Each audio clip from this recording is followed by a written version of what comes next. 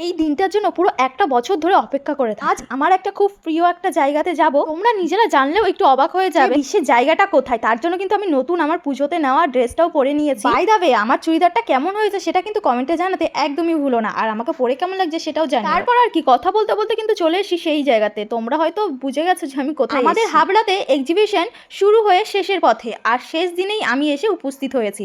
তোমাদেরকে আর এই দুঃখের কথা কি আর বলবো। আর পুজোর আগে দেখেছো তো আমার মুখটা কি গ্লো করছে। ফোকাস না করে চলো তোমাদেরকে আমার সাথে সাথে তোমাদেরকেও একটু ঘুরে ঘুরে দেখাই যে এবার এক্সিবিশনে কি কি উঠেছিল। এখানে কিন্তু দারুণ দারুণ 2 পিস থেকে শুরু করে 3 পিস সবই ছিল 1 পিস। যেসব কালার আমরা সচরাচর দেখি সেগুলোই আছে। আর তার উল্টো সাইডে ছিল কিন্তু অনেক সুন্দর সুন্দর হ্যান্ড ব্যাগ। এই ব্যাগটা আমার ভীষণ পছন্দ হয়েছিল, হোয়াইট কালার। এটার রেঞ্জ ছিল তোমার 250 টাকা। আর এদিকে ছিল অনেক ইউনিক ব্যাগ, যেই ব্যাগগুলো এখন সবাই ইউজ করে। আমার তো বেশ ভালো লাগছিল। আর আমার বরের কাছে বললে আমার বরটা একটু চোখটা গোল গোল করে আমার দিকে তাকিয়ে থাকে, কারণ আমি 100 ঘন্টা ব্যাগ কিনে সেগুলো আর ইউজ করি না। কিন্তু এক্সিবিশনে এত পরিমাণে ভিড় হতো না, এখন যতটা ভিড় হয়। ভিড়ের জন্য তো ভিতরে ঢোকাই যায় না। এখানে ছিল পরপর অনেকগুলো খাবারের স্টল, যেগুলো দেখেই গেছি, খাই আর নি কিছুই। আর এক্সিবিশনে এসে একজনের সাথে প্রত্যেক বছরই দেখা হয়, সেটা হচ্ছে হিয়াদি। তোমরা হয়তো হাবড়ার সবাই চেনো হিয়াদি। এই যে শাড়ি পরে আমার সামনে কিন্তু দাঁড়িয়েছিল, খুবই মিষ্টি একটা দিদি ভাই। আর হিয়াদির ভিডিও আমি কিন্তু একটাও মিস করি না, আমার ভীষণ ভালো লাগে হিয়াদির ভিডিওগুলো।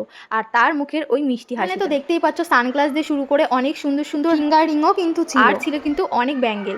এই ব্যাঙ্গেলগুলো আমার ভীষণ ভালো লাগে, জানো তো। আমার হাতের পছন্দ মতো একটাও পাই না। আমি এত পরিমাণে মোটা তার জন্য, আর এত পরিমাণে মোটা যার জন্য আমার হাতে রিংগুলোও হয় না। এখানে ছিল কিন্তু মোমো, আর প্রত্যেক বছর আমরা গিয়ে প্রায় মোমোটা একবার হলেও ট্রাই করি। এবার কিন্তু অরুণ আইসক্রিমও কিন্তু বাদ গেল না, দেখতেই পেলে এবার অরুণ আইসক্রিমও কিন্তু স্টলে ছিল। আর এই স্টলটার নাম লক্ষ্মীমন্ত, নামটাই এত সুন্দর লেগেছে আমার। আর এখানে জিনিসগুলো অনেক সুন্দর সুন্দর ছিল। এর বিষয় একটাই, আমি যেদিন এসেছিলাম সেদিনই কিন্তু লাস্ট দিন ছিল। শুরু হয়েছিল 10ই সেপ্টেম্বর থেকে 14ই সেপ্টেম্বর পর্যন্ত।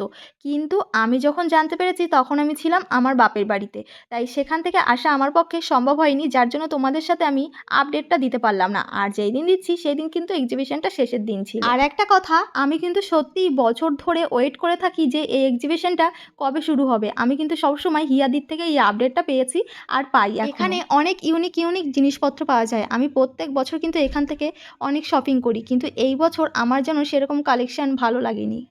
এখানে তো ব্লাউজের পুরো সেল লাগিয়ে দিয়েছে, 100 টাকা দিয়ে শুরু করে 200 300 সব পাওয়া যাচ্ছিল। তোমরা এই হাবড়ার এক্সিবিশনটাই কে কে গেছো? যদি কেউ হাবড়া থেকে আমার এই ভিডিওটা দেখে থাকো তাহলে কিন্তু আমাকে অবশ্যই একটু কমেন্টে জানিও। এখানে কিন্তু ছিল ছোট ছোট বেবি গার্লসদের অনেক সুন্দর সুন্দর জামা। তো আমার ভিডিওটা কিন্তু এই পর্যন্তই। তো তোমাদের কেমন লাগলো কমেন্টে জানিও, আর সবাই সুস্থ থেকো, ভালো থেকো, টাটা।